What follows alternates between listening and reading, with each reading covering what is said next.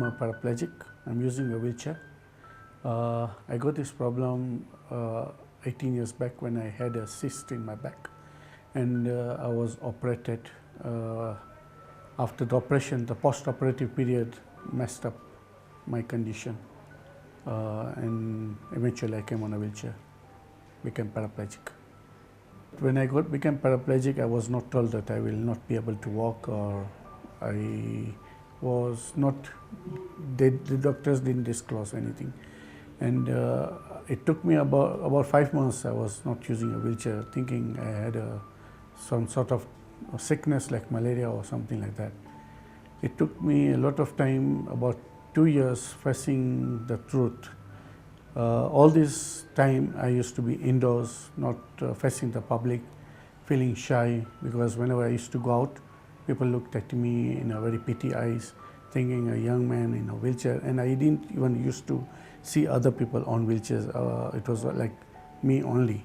I used to drive before when I was walking, and after being on wheelchair, I was missing that driving again, and it was I was really looking for a way out in making a car which can be adaptable using hands.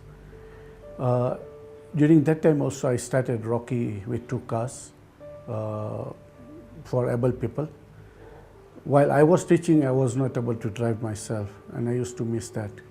My wife used to drive for me, and I was feeling very awkward being driven by my wife while I wanted to be independent myself. And that's when I tried to look at ways of how other countries have done.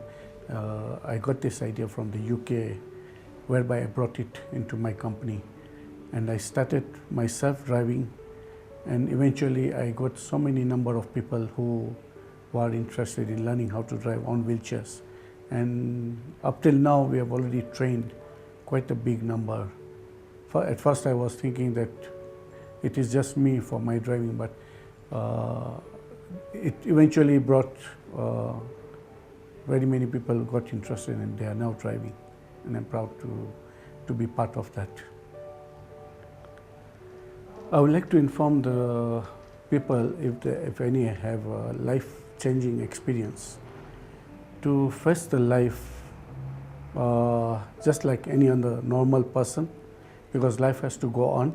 What has happened has happened, but if you have your brains working, you can do miracles. As the way I've done it, I'm sure anybody can do it.